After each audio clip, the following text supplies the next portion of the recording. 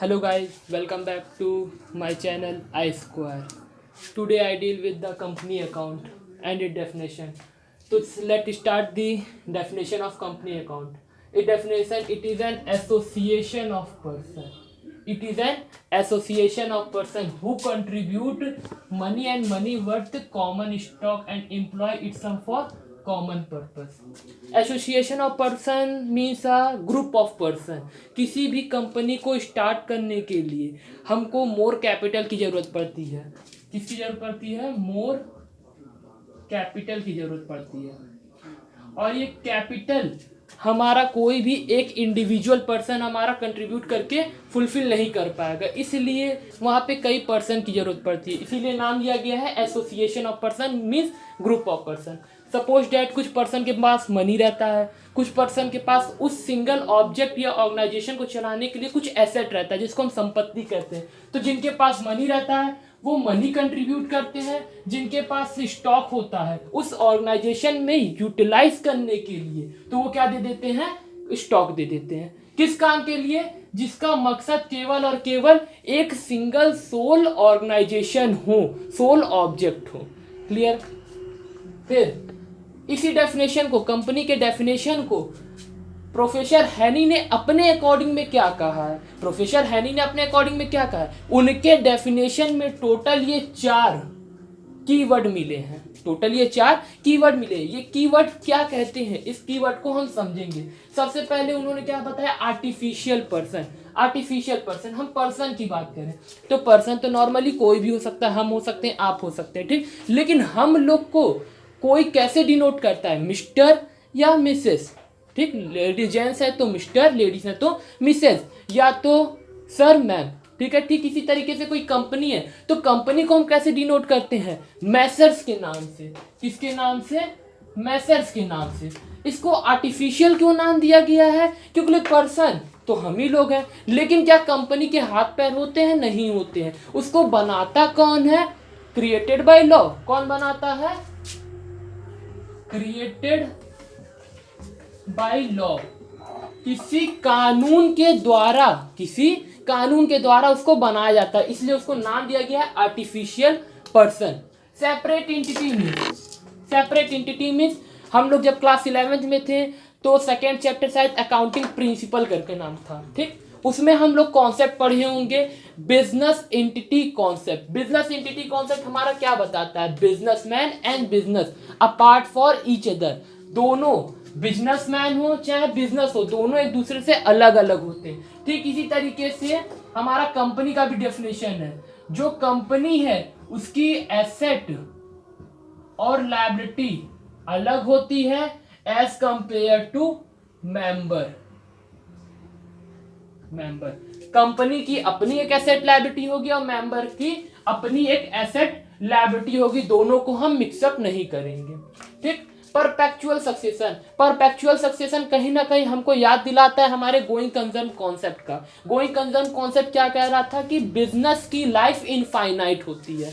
ठीक है, बिजनेस की लाइफ इनफाइनाइट होती है. ठीक इसी तरीके से कंपनी में, कंपनी की जो लाइफ होती है इनफाइनाइट. क्या हम किसी चीज को बनाते हैं छोटे समय के लिए? नहीं, लॉन्ग पीरियड के लिए बनाते हैं. ठीक इसी प्रकार जो है इस बिजनेस में परपेचुअल सक्सेशन का मतलब समझिएगा ध्यान से. परपेचुअल सक्सेशन में क्या कह रहा है? कंपनी में मेंबर चाहे आए, मेंबर चाहे एडमिशन ले चाहे वो रिटायरमेंट ले, उससे कंपनी का कुछ लेना देना नहीं है. कंपनी सरवाइव करता रहेगा. कब तक? Up to the date of winding up. जब तक कि उसके समापन का समय नहीं आता तब तक वो मार्केट में क्या करता रहेगा? सरवाइव करता रहेगा. कॉमन सील क्या होता है? अब आते हैं अपने नेक्स्ट टॉपिक पे, कॉमन सील. कॉमन सील मतलब क्या होता है? सील को हम जनरली डिनोट कर देते हैं स्टैम्प से. स्टैम्प से नहीं समझे?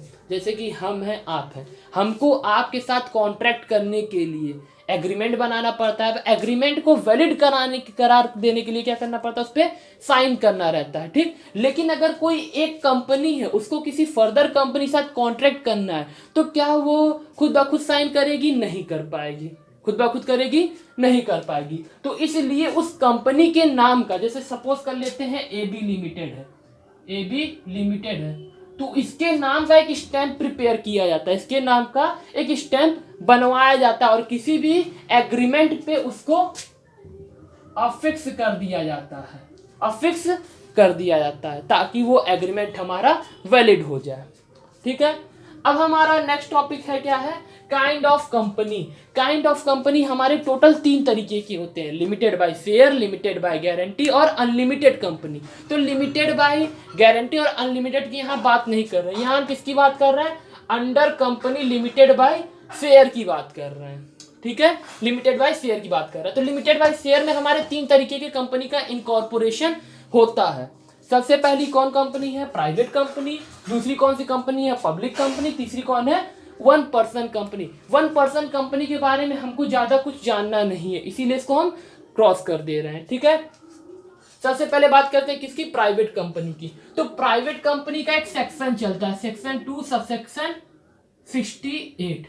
प्राइवेट कंपनी का एक अपना सेक्शन चलता है, मतलब कि किसी भी कंपनी को लिमिटेड बाय शेयर के अंदर प्राइवेट कंपनी का इनकॉर्पोरेशन करवाना है तो वो सेक्शन 2 सबसेक्शन 68 के तहत वो क्या करवाएगा, इनकॉर्पोरेशन करवाएगा, वो भी कंपनीज एक्ट 2013 में। क्लियर। अब यहां देख लेते हैं प्राइवेट कंपनी में क्या क्या चीजें होती हैं। सबसे पहले यहाँ पे मिनिमम कितने मेंबर चाहिए रहते हैं, पब्लिक कंपनी प्राइवेट कंपनी को चलाने के लिए, स्टार्ट करने के लिए, इनकॉर्पोरेशन करने के लिए कह सकते हैं, कितने मिनिमम की रिक्वायरमेंट होती है, 2%। ठीक है, और मैक्सिमम की कितनी रिक्वायरमेंट होती है, 200। मतलब कि हम अपने प्राइवेट कंपनी को स्टार्ट करने के लिए कितने मेंबर जुटाएंगे, कम से कम 2% और मैक्सिमम कितने, 200%। क्लियर। फिर इसमें डायरेक्टर हमारे कितने चाहिए रहते हैं, डायरेक्टर हमारे 2% चाहिए रहते हैं। क्लियर, कितने परसेंट चाहिए रहते हैं, 2%। डायरेक्टर कितने, 2 डायरेक्टर। फिर क्या होता है हमारा तीसरा, रिस्ट्रिक्टेड। रिस्ट्रिक्टेड क्या होता है, रिस्ट्रिक्टेड मतलब रोक लगाना। किन चीजों पे रोक लगाया गया है, restricted right the transfer of share. Transfer of share, transfer of share, क्या हम नाम पढ़ रहे हैं, ट्रांसफर ऑफ शेयर। रिस्ट्रिक्टेड मतलब रोक लगाया गया है, किसके लिए, ट्रांसफर ऑफ शेयर। मतलब कि under to private company any share can not freely transfer to his share for 1 person to another person. ठीक। फिर यहाँ प्रोहिबिट लगाया गया है, prohibit to invitation the security, invitation to security. और प्रोहिबिट्स भी लगाया गया, मतलब इसमें भी रोक लगाया गया, रिस्ट्रिक्शन लगाया गया कि हम अपने शेयर के लिए या डिवेंचर के लिए दूसरे को इनविटेशन नहीं दे सकते, दूसरों को हम बुलावा नहीं दे सकते कि आप आइए और मेरे शेयर या डिवेंचर को परचेस करिए। क्लियर। अब हम किसकी बात करेंगे, पब्लिक कंपनी की। तो जैसे इसका एक अपना सेक्शन है, ठीक इसी तरीके से पब्लिक कंपनी का भी एक अपना सेक्शन है, इसका सेक्शन 2 सबसेक्शन 71 चलता है। ठीक। अब पब्लिक कंपनी को इनकॉर्पोरेशन करने के लिए मिनिमम कितने परसेंट की रिक्वायरमेंट होती है, मिनिमम 7 एंड मैक्सिमम अनलिमिटेड। मतलब कि पब्लिक कंपनी को रेगुलेट करने के लिए, इनकॉर्पोरेशन करने के लिए हमको कितने लोगों की जरूरत पड़ेगी, कम से कम 7 लोगों की जरूरत पड़ेगी। जब तक 7 नहीं होंगे तब तक हम पब्लिक कंपनी का इनकॉर्पोरेशन नहीं करेंगे। नाम सुने होंगे ना, हम 7 हैं। ठीक है। और मैक्सिमम की कोई रिक्वायरमेंट, तो भाई देख लो मैक्सिमम में यहाँ पे कोई रिक्वायरमेंट नहीं, जितने पर्सन भी चाहे इसमें इन्वॉल्व हो सकते हैं, does not limit to the maximum number of member.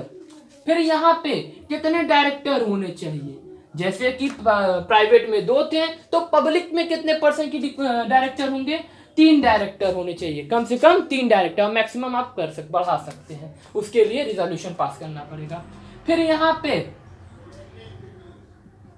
Freely transfer of share, जैसे कि अभी हम लोगों ने देखा प्राइवेट कंपनी में हमारा ट्रांसफर को शेयर करने में रोक लगाया गया था, लेकिन पब्लिक कंपनी में हम अपने शेयर को फ्रीली ट्रांसफर कर सकते हैं from one person to another person. इसमें हमारा किसी प्रकार का कोई भी रोक नहीं है, हम फ्रीली अपने शेयर को एक पर्सन से दूसरे पर्सन के हैंड में टेक ओवर कर सकते हैं, हैंड ओवर कर सकते हैं, सॉरी। फिर तीसरा हमारा क्या है,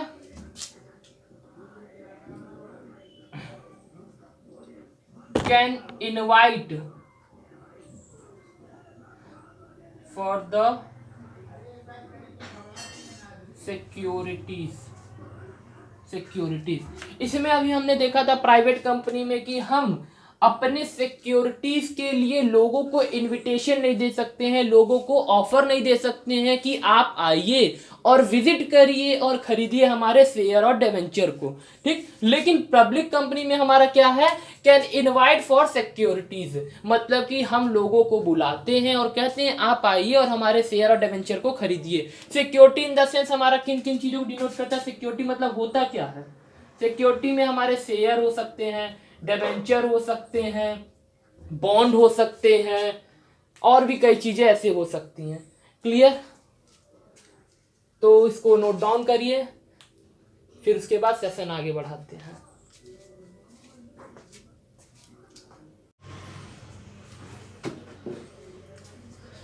चलिए गाइस, अब हम आगे बढ़ते हैं।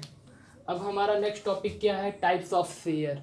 टाइप्स ऑफ शेयर, हमारे शेयर के कितने प्रकार हैं। There are two types of share, first of all preference share and second is equity share. Preference share क्या होता है, प्रेफरेंस शेयर हम जनरली पब्लिक को इशू करते हैं, लेकिन इसमें हमारा क्या बेनिफिट होता है और इक्विटी शेयर में क्या बेनिफिट होता है, हम इसकी बात करते हैं।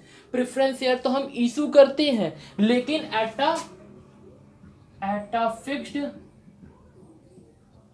रेट, मतलब कि हम प्रेफरेंस शेयर जनरल पब्लिक में इशू करेंगे, वो भी किस पे, एक फिक्स रेट पे, मतलब एक फिक्स रेट तय किया कर दिया जाएगा कि हर साल कंपनी को फायदा हो या ना हो, उससे उस प्रेफरेंस शेयर होल्डर से कुछ लेना देना नहीं है। उसको एक फिक्स रेट से क्या दे दिया जाएगा, डिविडेंड दे दिया जाएगा। क्या दे दिया जाएगा, डिविडेंड दे दिया जाएगा, वो भी before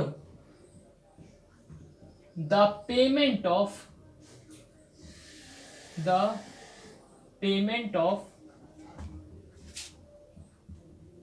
equity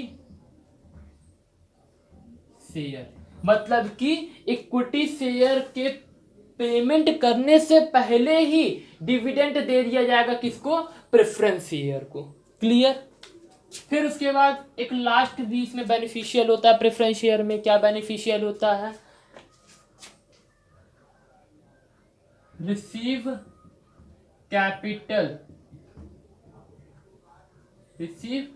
capital before the payment of equity share capital, share holder, ठीक है। और अगर किसी साल किसी कारणवश से अगर कंपनी बंद होती है, तो उस केस में इक्विटी शेयर होल्डर से पहले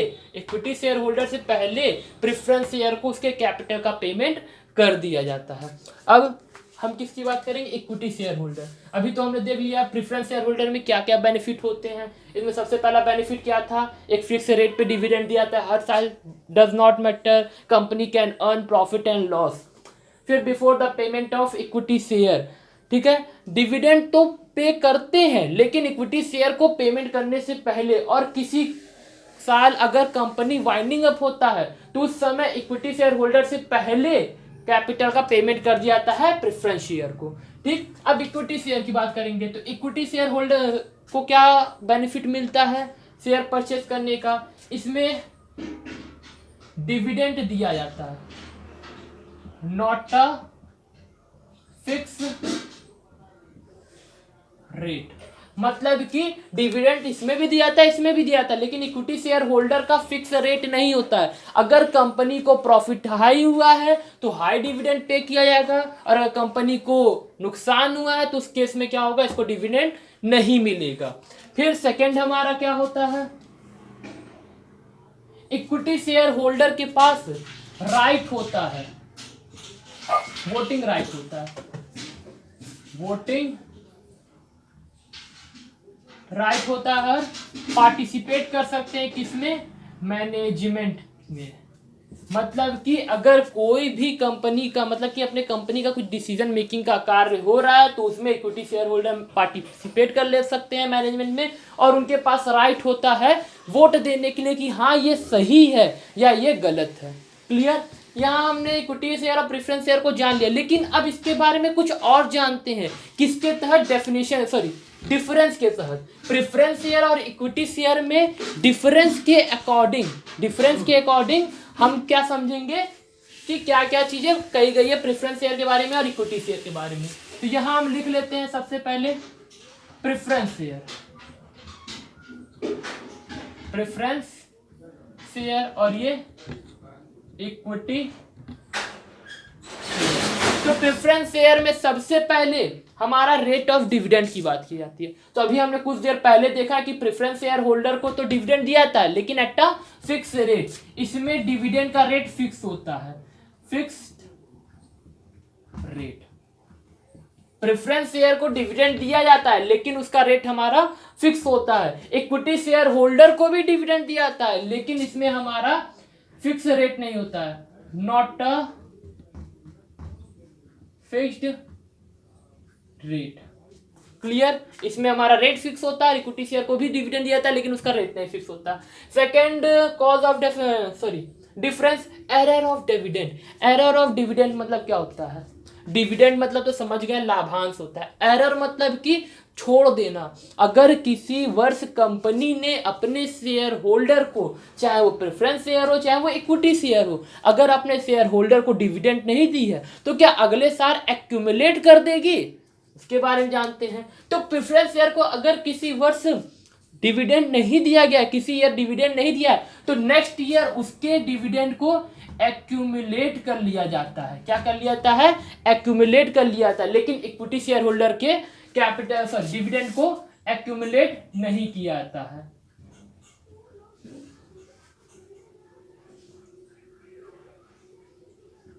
एक्यूमुलेट नहीं किया जाता है। क्लियर। तीसरा हमारा क्या डिफरेंस है, right of payment of dividend. Right of payment of dividend क्या कह रहा है, राइट मतलब किसको अधिकार है, किसको अधिकार है पहले डिविडेंड का पैसा पाने में, किसको अधिकार है। तो कुछ देर पहले हमने क्या देखा था यहाँ पे, before the payment of equity share, मतलब कि प्रेफरेंस शेयर को हम पहले पेमेंट करते हैं, before the payment of equity share holder. ठीक है, इक्विटी शेयर होल्डर से पहले हम अपने प्रेफरेंस शेयर होल्डर को क्या देते हैं, पेमेंट करते हैं डिविडेंड का, और इक्विटी शेयर होल्डर को after the payment of preference share holder. मतलब प्रेफरेंस शेयर होल्डर को डिविडेंड देने के बाद हम अपने इक्विटी शेयर होल्डर को डिविडेंड देते हैं। फिर तीसरा हमारा क्या है डिफरेंस, हमारा payment of capital. Payment of capital अभी हमने इसके बारे में ऊपर देखा था कि अगर किसी समय कंपनी वाइंडिंग अप हो रहा है, winding up in the sense कि कंपनी का समापन का समय आ गया या किसी कारण उसको बंद किया जा रहा है लीगल अथॉरिटी के थ्रू, तो उस टाइम कैपिटल का पेमेंट किसको किया जाएगा सबसे पहले। तो इसमें भी हमारे पास राइट होता है, मतलब प्रेफरेंस शेयर होल्डर को राइट होता है बिफोर द पेमेंट ऑफ, मतलब कि कह सकते हो तो दूसरी तरीके से हम लिखना चाहें तो क्या लिख सकते हैं,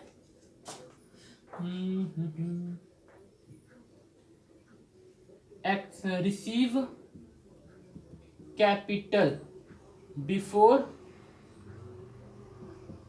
the payment of equity share holder. ठीक है, और हमारा इक्विटी शेयर होल्डर को क्या होता है, after the payment of preference share या आफ्टर द पेमेंट ऑफ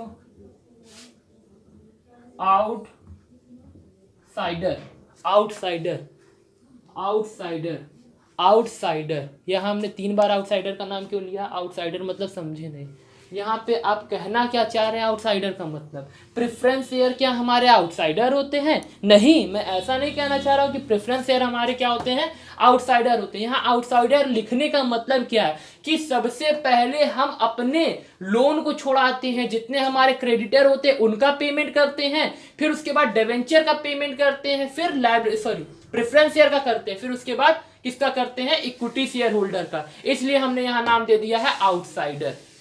ठीक। वोटिंग राइट, वोटिंग राइट तो प्रेफरेंस शेयर होल्डर को किसी भी प्रकार का वोटिंग राइट नहीं होता है, मतलब कि no voting right, voting right मतलब कि किसी भी प्रकार के डिसीजन मेकिंग के काम में प्रेफरेंस शेयर होल्डर अपना इन्वॉल्वेशन नहीं दे सकते, किसी प्रकार का बाईपोल या बाई हैंड वोटिंग नहीं दे सकते किसी भी चीज को। लेकिन इक्विटी शेयर होल्डर को राइट होता है टू गेट वोटिंग राइट्स। ठीक है।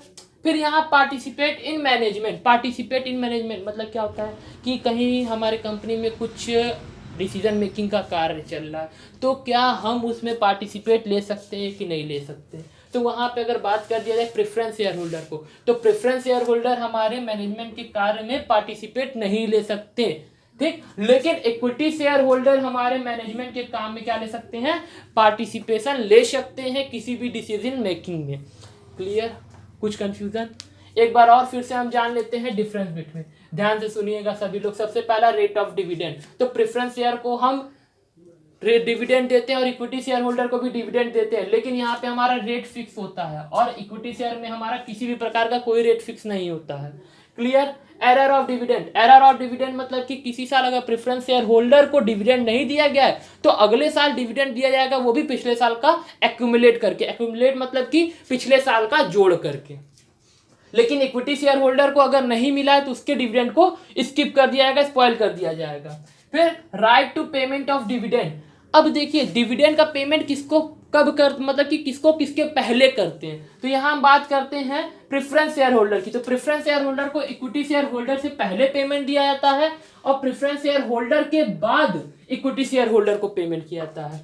Right to get payment of capital on the date of winding up, तो उस समय सबसे पहले इक्विटी शेयर से पहले ही प्रेफरेंस शेयर को उसने कैपिटल का पेमेंट मिल जाता है और आउटसाइडर के बाद पेमेंट करने के बाद इक्विटी शेयर होल्डर को अपने कैपिटल का पेमेंट मिलता है। फिर वोटिंग राइट, किसके पास वोटिंग राइट होता है, इक्विटी शेयर होल्डर के पास वोटिंग राइट होता है किसी भी डिसीजन मेकिंग के कार्य में, लेकिन प्रेफरेंस शेयर होल्डर को does not any voting right to get decision या बाय पोल या बाय हैंड।